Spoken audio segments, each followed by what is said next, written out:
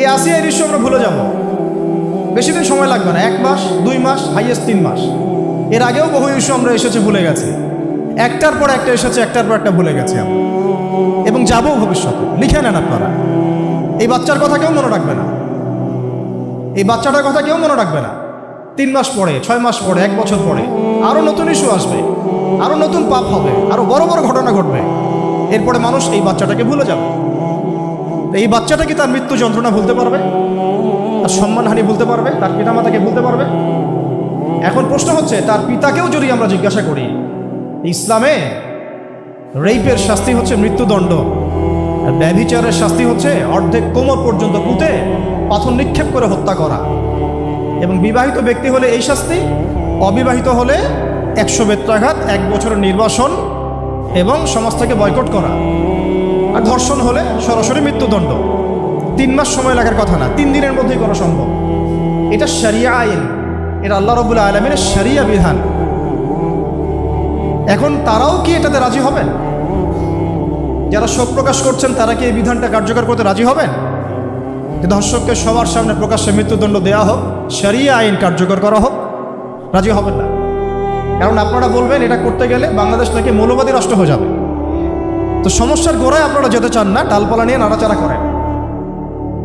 জেনা ফ্রি মিক্সিংটাকে উন্মুক্ত করে দেয়া হলো, ছেলে মেয়ের অবাধ বিচরণটাকে উন্মুক্ত করে দেয়া হচ্ছে। একটা চরম ক্ষুধার্ত মানুষদের সামনে যদি আপনি খাবারকে উন্মুক্ত করে রাখেন, এরপরে যদি কেউ জোর করে খাবার খেয়েও ফেলে, শুধু কি আপনি খাদকের দোষ দিবেন?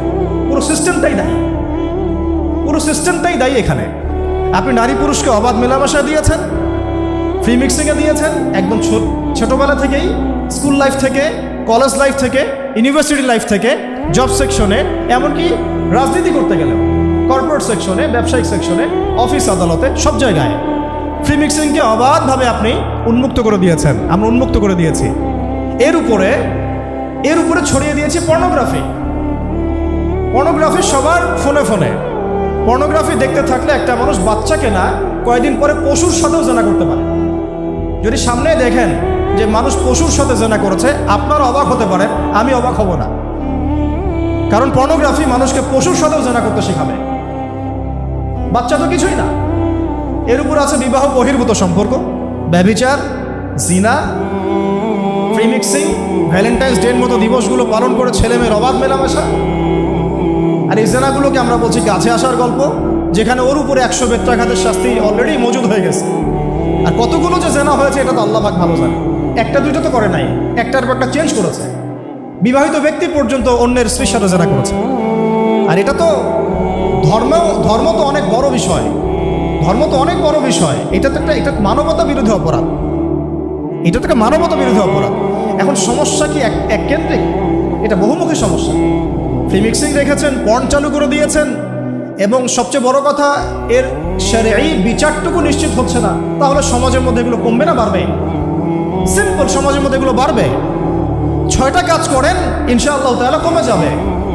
প্রথমত শরঈ পর্দা নিশ্চিত করেন, দ্বিতীয়ত ফ্রি মিক্সিং বন্ধ করে দেন, তৃতীয়ত আপনারা জেনার শাস্তি চালু করেন, চতুর্থত সমকামিতা বন্ধ করেন, এলজিবিটি বন্ধ করেন, পঞ্চমত ব্যভিচারের যে রজম শাস্তি চালু করেন, শরঈ বিধান চালু করেন, পর্ন সাইটগুলোকে বন্ধ করে দেন, এবং সমাজে তাকওয়া নৈতিকতা শিক্ষাটাকে বাড়িয়ে দেন। দেখেন সমাজে জেনা কমে না বাড়ে। কিন্তু কেউ এই সমস্যার গোড়ায় যাবে না। একটা ইস্যু আসবে, একটা ইস্যু যাবে। আজকে আপনার বোন তো কালকে আমার বোন, কালকে অমুকের বোন, কালকে তার মেয়ে, নিজের ঘর পর্যন্ত চলে আসছে। আর কয়টা রিপোর্টই বা আমাদের সমাজের সামনে আসে? যে কয়েকটা রিপোর্ট সামনে এসেছে এগুলো 50%ও না। বহু মেয়ে এগুলো বলতেও পারেন লজ্জায়। আর আমি তো ওইসব মেয়েদের ব্যাপারে কথা বলা ছেড়ে দিয়েছি, যারা স্বেচ্ছায় নিজের ইজ্জতকে বিলি দেয়। তাদেরকে আমি আমার বোন পরিচয় দিতে লজ্জাবোধ করি। সমাজ থেকে গায়রত, ব্যক্তিত্ব, পর্দা, শালীনতা, হিজাব এগুলো উঠিয়ে দেওয়া হয়েছে। আপনারা কি দ্বীনি অঙ্গনের তসলিমা নাসরিন হতে চান নাকি? তারা কি দ্বীনি অঙ্গনের তসলিমা নাসরিন হতে চান? কেন আপনি একটা ছেলের সাথে হারাম সম্পর্কে জড়াবেন? কেন প্রেম করতে যাবেন? কেন আপনি তার সাথে বাইকে করে ঘুরতে যাবেন? কেন আপনি আপনার বন্ধুদের সাথে ফ্রি মিক্সিংয়ে ঘুরতে চলে গেলেন? 3 দিনের রাস্তা, 7 দিনের রাস্তা, 10 দিনের রাস্তা, অথচ আপনার উপর হজও ফরজ না মাহারাম ছাড়া। না আপনি পর্দা মানছেন, না মাহারাম মানছেন, আর সমাজে না আছে ইসলামী শরিয়া আইন অনুযায়ী বিচার, আর না আছে পর্ন বন্ধের উদ্যোগ, আর না আছে ফ্রিমেসিং বন্ধের উদ্যোগ। তো আপনার ইজ্জত চলে গেলে কে ফিরাই দিবে আপনাকে? আমি তো আপনার ভালোর জন্যই কথা বলছি। সমস্যা হচ্ছে আমরা সমস্যার গোড়ায় যেতে চাচ্ছি না। আজকে এই কথাটা আমি এখানে বলতে চাই নাই, শুধু কথা প্রসঙ্গে চলে আসছে যে এই যে মেয়েটা কাতরাতে কাতরাতে মারা গেল আজকে, আপনারা দেখে নিয়েন 3 মাসের মধ্যে এই মেয়েটাকে সবাই ভুলে যান। সমস্যার গোড়ায় আসেন। সমস্যার গোড়া হচ্ছে আল্লাহর জমিনে আল্লাহর দ্বীন ইসলাম বাস্তবায়ন না হওয়া পর্যন্ত এই মানবতার মুক্তির কোনো রাস্তা নাই।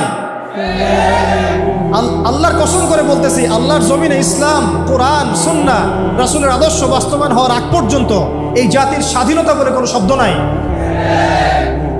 এই মানবতার মুক্তির কোনো পথ নাই। কেউ আমরা স্বাধীন না, কেউ আমরা আমাদের ইনসাফ ন্যায্য অধিকারটুকু পাবো না।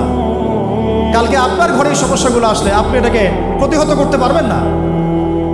বিচার চেয়ে বেড়াবেন এক মন্ত্রণালয় থেকে আরেক মন্ত্রণালয়, ফাইল ঘুরতে থাকবে, আপনার কেস বন্ধ হয়ে যাবে, আপনার বোনের ইজ্জত ফিরে আসবে না। আর রাসূল সাল্লাল্লাহু আলাইহি ওয়াসাল্লামের জামানায় আপনি আমাকে রেপের ঘটনা দেখান কয়টা ঘটেছে? সাহাবীদের জামানায় রেপের ঘটনা দেখান কয়টা ঘটেছে? জেনার ঘটনা দেখান না কয়টা ঘটেছে? ব্যভিচার কয়টা ঘটেছে? চুরি বা কয়টা হয়েছে? ধর্ষণ কয়টা হয়েছে? ডাকাতি কয়টা হয়েছে? একটা দুইটা রেয়ার আপনি ঘটনা দেখাতে পারবেন। এবং যখন সেই ঘটনা ঘটেছে ইনস্ট্যান্ট দেন নবী সাল্লাল্লাহু আলাইহি ওয়াসাল্লাম শরীয়ত আইন বাস্তবায়ন করেছে। তিনি শুধু মানুষকে তাকওয়ার ওয়াজ নসিহত করেন নাই, বরং আল্লাহর আইনও বাস্তবায়ন করেছেন। এই দুইটা সমানুপাতিকভাবে চলতে হবে সমাজের মধ্যে। শুধু তাকওয়ার ওয়াজ করেই সব বন্ধ করা যাবে না, আইনও বাস্তবায়ন করতে হবে। তখন দেখবেন সমাজ সমান্তরালভাবে চলবে, একটা আলোকিত সমাজ বিনির্মাণের দিকে আমরা হাঁটতে পারবো ইনশাআল্লাহ। শুধু আমি ওয়াজ করে যাব, আইনের কোনো বাস্তবায়ন নাই, আবার আইন বাস্তবায়নে কথা বলবো, তাকওয়ার কোনো সমাজ নাই, এভাবে হবে না। দুটো একসাথে চলতে হবে।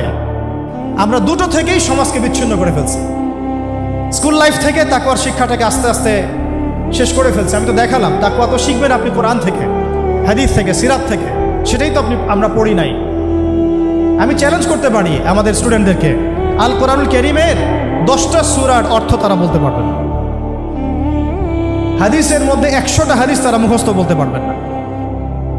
রাসূল সাল্লাল্লাহু আলাইহি ওয়াসাল্লামের পবিত্র জীবনী তারা 20 বছরে একটা কিতাবও একাডেমিক্যালি পড়েন নাই। ইসলামের ইতিহাসের একটা কিতাব একাডেমিক্যালি পড়ানো হয় নাই। তাজকিয়া সংক্রান্ত একটা কিতাব পড়ানো হয় নাই। ফিকহের উসুলে ফিক ছাড়া আপনি কিভাবে চলবেন?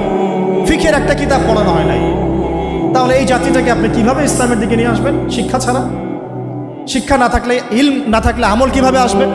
আমল না থাকলে তাজকিয়া কিভাবে আসবে? তাজকিয়া না থাকলে আত্মশুদ্ধি কেমনে আসবে? আর কিভাবে আমরা সৎ পথে থাকবো, অসৎ পথ থেকে দূরে থাকবো? কিভাবে আমাদের মধ্যে আল্লাহ ভীতি জাগ্রত হবে? আর আল্লাহ ভীতি যদি জাগ্রত না হয়, আমি গুনাহ থেকে কেন দূরে থাকবো? যার মধ্যে আল্লাহর ভয় নাই সে গুনাহ থেকে কেন দূরে থাকবে? তার মধ্যে তো আল্লাহর ভয় নাই। তা আমরা তাকওয়া বিবর্জিত সমাজ প্রতিষ্ঠার দিকে এত মেহনত করেছি বিগত প্রায় 50, 60, 70 বছর থেকে। কিন্তু আগামীর বাংলাদেশে আমরা এইটা আর দেখতে চাই না। আমরা আগামীর বাংলাদেশে দেখতে চাই প্রত্যেকটা সেক্টরে যেন তাকওয়া নিশ্চিত হয় এমন ব্যবস্থা গ্রহণ করতে হবে, এবং একই সাথে আল্লাহ রাব্বুল আলামিনের জমিনে আল্লাহর বিধানগুলোও বাস্তবায়ন করতে হবে।